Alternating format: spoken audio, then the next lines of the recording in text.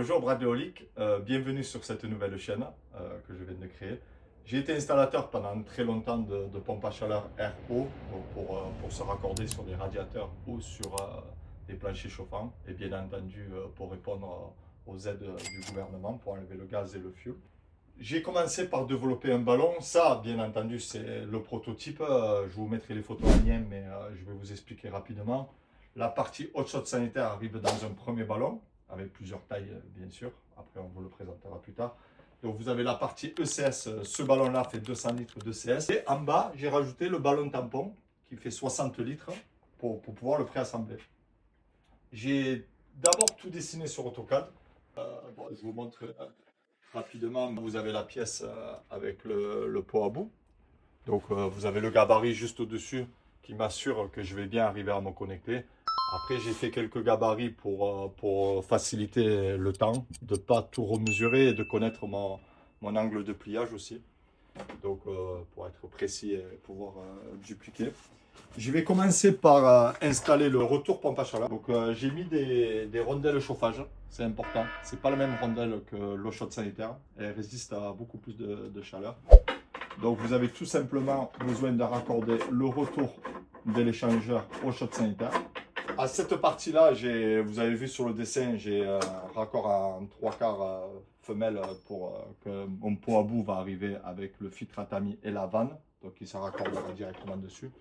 Je le montrerai. N'hésitez pas à activer les boutons de notification pour voir la suite, de ne pas louper une vidéo.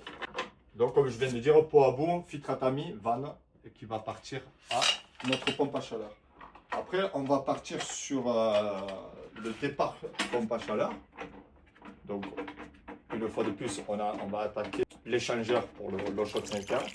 Moi, j'ai fait le choix de travailler sur une vanne 3 voies avec un retour automatique. Ça me faisait moins de branchements électriques que je vous montrerai par la suite. Mais aussi, vous avez la possibilité de mettre une 2 voies et de mettre deux voies pour qu'on puisse activer à la fois soit l'eau chaude sanitaire, soit le chauffage. Donc, à la base, j'avais développé ce kit uniquement pour ma société. Parce que j'en avais marre de manquer de pièces, de faire le tour des fournisseurs, de jamais avoir mes pièces qui sont raccordées les uns aux autres. Mais j'ai eu des confrères qui m'ont demandé si je pouvais leur assembler quelques kits. Et récemment, quelques fournisseurs aussi qui m'ont demandé si je serais intéressé de le commercialiser. Donc j'ai décidé de le présenter à tout le monde, de créer cette chaîne et partager mon expérience avec les confrères et n'importe qui est intéressé, même des particuliers qui souhaitent des renseignements. C'est toujours intéressant. Donc là, j'ai mis bien entendu un raccord mâle pour que ça vienne se fixer directement dessus. Ça facilite aussi l'après-vente aussi, si jamais on doit changer la pièce, il est tout simplement vissé. J'ai même rajouté sur le départ chauffage un petit bouchon. Dans les standards MaPrimeRénov' C2E, on est obligé de faire un lavage du réseau existant. Donc on a juste à connecter la pompe et mettre un fluidifiant. Et ça nous permet de directement nettoyer tous les radiateurs. Pensez à éteindre les vannes de la pompe à chaleur parce que le but c'est de nettoyer les radiateurs et pas d'envoyer tous les saletés à la pompe à chaleur.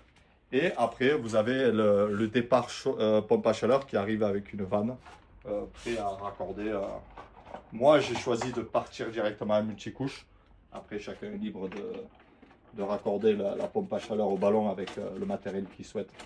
Je travaille aussi en Angleterre, ils travaillent beaucoup le cuivre en Angleterre, mais je sais qu'en France, on a tendance à aimer le multicouche, qui est plus facile à travailler.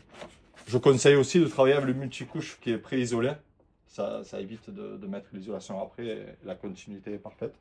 Donc là, en gros, on a installé le retour et le départ chauffage, et on a une vanne d'arrêt pour qu'on puisse isoler, comme je disais, si on voulait laver les radiateurs, on ferme le départ à la pompe à chaleur.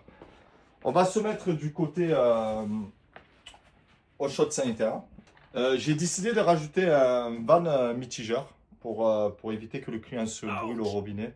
même si c'est pas obligatoire, le ballon va monter en température pour tuer les bactéries une fois par semaine. Normalement, c'est la nuit, mais si jamais ça venait à s'allumer à un autre moment ou le client venait à allumer le robinet la nuit, c'est quand même une sécurité. Voilà, j'ai décidé de le mettre. Après, sachez que c'est pas obligatoire.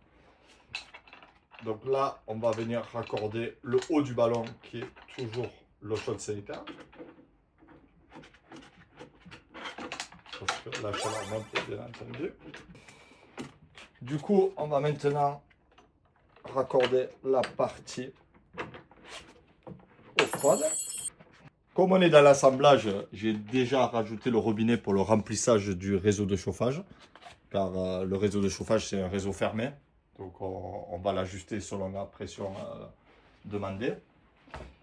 Et là, j'ai mis le groupe de sécurité que j'ai pas encore raccordé, mais l'arrivée eau froide arriverait là-dedans et les évacuations par la suite. J'ai aussi mis des robinets en 3/4. C'est le standard pour un tuyau d'arrosage. Parce que souvent on ne les met pas. Et si on doit intervenir sur le ballon pour des raisons d'entretien ou pour nettoyer la cuve ou même des fuites, ça arrive parfois, pas avec ce système parce qu'il est mis sous pression. Donc il est garanti sans fuite. Mais ça peut arriver. Donc j'ai mis une petite vanne sur la vidange. Et ça sera bien utile. Donc là, on arrive sur la partie... J'ai branché le ballon tampon en casse-pression.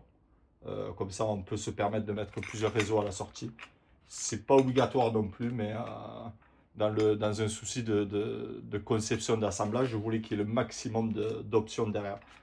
Mon circulateur, ce qui n'est pas standard, mais il arrive à 1 pouce. Après, je peux l'adapter à 1 pouce et 1/4 si vous voulez mettre un autre circulateur. Mais comme je voulais l'intégrer aussi dans le kit, j'ai décidé de mettre... J'ai pas le circulateur, je le mettrai par la suite. Une fois de plus, mettez le bouton de notification. Le circulateur pour attaquer le départ radiateur. Le retour radiateur, on va faire exactement pareil. Hop, je ne vais pas oublier la rondelle, même si ce ballon-là ne sera pas raccordé. Donc, ce que je disais tout à l'heure, avant d'installer le système, vous pouvez démonter cette vanne. Et vous pouvez nettoyer, donc vous aurez une connexion sur le départ et vous aurez une connexion sur le retour chauffage. Comme ça, vous pouvez le laver en amont. Et bien sûr, la vanne, pareil, le petit robinet pour pouvoir vidanger le ballon tampon pour les révisions annuelles ou pour tout simplement, parce qu'il y a un problème, une pièce qui tombe en panne. On peut le vider et mettre un robinet. Donc là, vous pouvez voir qu'en quelques minutes, on a raccordé toute la partie ballon avec tous les accessoires de sécurité. Pareil, avec les aides, MaPrimeRénov', les audits, il manque toujours une pièce, c'est jamais au bon endroit, etc. Ça a été validé par les organismes de certification, donc vous n'aurez aucun souci de ce côté-là. Vous devez vous demander ce que c'est ce coffret sur le devant du ballon. Bien sûr, ce ne sera pas en bois, ce sera une pièce prévue sur le ballon. Mais dans cette partie-là, je vais rajouter tous les disjoncteurs, les relais, les thermostats, toute la partie connectique, pareil, pour que ce soit très joli. Et je le montrerai dans la prochaine vidéo pour pas que cela soit trop long, mais il y a une résistance électrique pour l'eau chaude sanitaire qui s'active automatiquement par la pompe à chaleur. Et il y a une résistance, pareil que si la pompe à chaleur tombe en panne, on est toujours du chauffage et de l'eau chaude sanitaire. Merci beaucoup.